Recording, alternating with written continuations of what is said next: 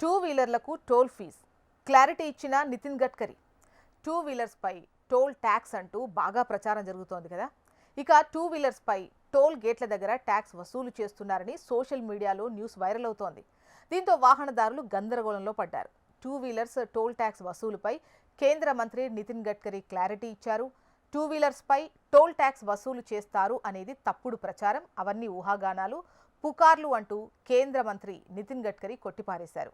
కొన్ని మీడియా సంస్థలు ఇలాంటి వార్తలు ప్రసారం చేస్తున్నాయని Nitin Gadkari social media platform ఎక్స్లో రాశారు. టూ వీలర్స్పై టోల్ ట్యాక్స్ వేసే ఎటువంటి ప్రతిపాదన లేదు అని స్పష్టం చేశారు. బైక్ల టోల్పై పూర్తి రాయితీ కొనసాగుతుంది అన్నారు. నిజం తెలియకుండా తప్పుదారి పట్టించే వార్తలు వ్యాప్తి చేయడం, సంచలనాలు సృష్టించడం ఆరోగ్యకరమైన జర్నలిజానికి సంకేతం కాదు. దీనిని నేను ఖండిస్తున్నానన్నారు నితిన్ గడ్కరీ. కేంద్ర రవాణా శాఖ మంత్రి నితిన్ గడ్కరీ సోషల్ మీడియాలో ఫాస్టాగ్ పాస్ పథకాన్ని ప్రకటించారు. జాతీయ రహదారులపై సజావుగా ఇబ్బంది లేని ప్రయాణం వైపు ఇదొక ముందడుగు అన్నారు. ఈ పాస్ ఫీజు, డ్యూరేషన్, డిస్టెన్స్, ఇతర నిబంధనలకు సంబంధించి ఆయన సమాచారం ఇచ్చారు.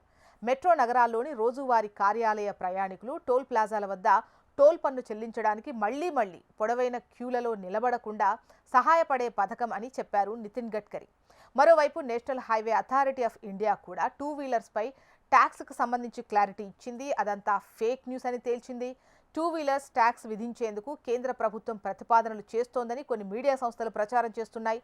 అటువంటి ప్రపోజల్ ఏదీ ప్రభుత్వం దృష్టిలో లేదని స్పష్టం చేసింది.